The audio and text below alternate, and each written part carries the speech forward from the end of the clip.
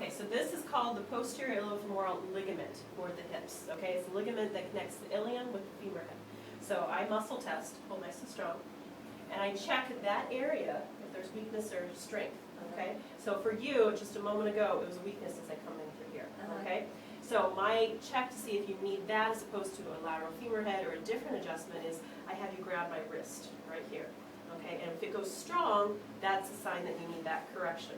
So to do that, I have a helper come in, and should I have a helper come in to show you that, or should we just kind of talk it through? Oh, we could, Talk yeah, it we through. can talk it through. Okay, so what I do, for this area of weakness, I go to the opposite side of the table, and I find that same spot where the ligament connects the ilium with the femur head, and it's tender to the patient, okay? And I put my hand right there, and I have my assistant come in. My assistant will take the hands above and below the knee, and they'll take it lateral and bring it in to the patient tolerance, okay? And just get a rhythm going like that. So my assistant's doing this, and as my assistant's doing that, I come over and support, and this is kind of an iliac crest, and I bring it straight towards me, okay? But as I'm doing that, it should be in this direction.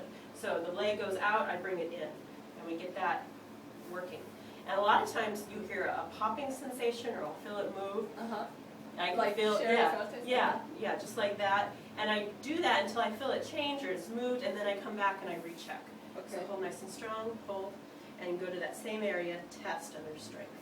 So that's how I do my correction. That's a huge change. Sometimes, if that doesn't correct it 100%, I come up to the pubic bone. We need to make sure the pubic bone's in correct alignment, because if the pubic bone's out, this will never be corrected.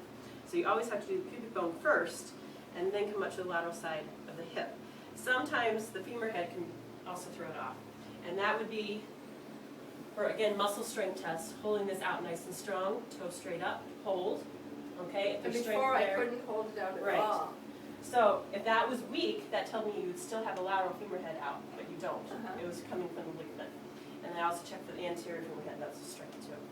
Okay, so they have questions on how to do those corrections. Those are really easy corrections, so you can always give me a call. But the most important is going right where that ligament inserts. And sometimes you'll feel a bump or a tightness, kind of like a trigger point area, and it's always tender to the patient and bringing it straight in.